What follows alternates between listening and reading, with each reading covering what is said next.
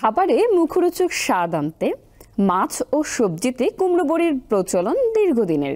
খেতে সুস্বাদু হওয়ায় উত্তরাঞ্চলের মানুষের জনপ্রিয় খাবার এই বড়ি।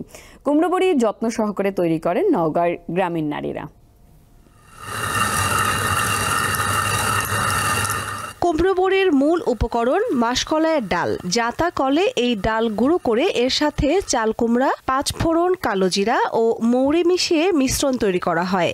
এরপর ছোট ছোট আকৃতির বড়ি তৈরি করে রোদে শুকাতে ছড়িয়ে দেওয়া হয় বড় বড় চাটাইয়ে।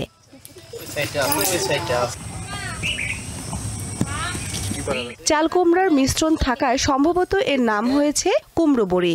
মাসকলাই 1 কেজি মাসকলাইয়ের আপনার 600 গ্রাম বড়ি হয়। এতে দিতে হয় কুমড়, কালাই জিরা, মোহরি, জিরা, দারচিনি, ছোট এলাচ দিলেও ভালো হয়, আরো টেস্টফুলটা।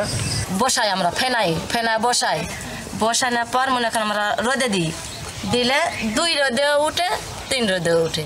শীত মৌসুমে মূলত এটি তৈরি ও বাজারজাত করা হয়, যা সারা বছর ধরে সংরক্ষণ করে স্বাদ নেয় ভোজন রসিকরা।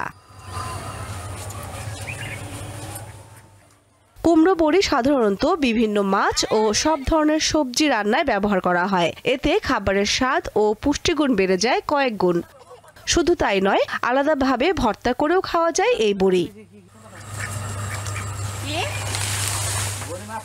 নওগাঁ রানীনগরের খটেশ্বর গ্রামে ঢুকলেই চোখে পড়বে বাড়িতে বাড়িতে চলছে কুমড়ো বড়ি তৈরির ধুম। প্রকারভেদে প্রতি কেজি বড়ি 150 থেকে 400 টাকায় বিক্রি হয়। 3 রকম বড়ি আছে, একটা 150 টাকা কেজি, একটা 400 টাকা কেজি।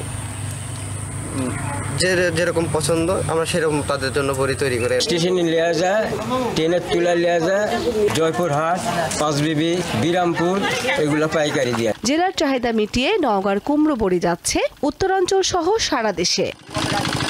দীপ্ত, বার্তা কক্ষ।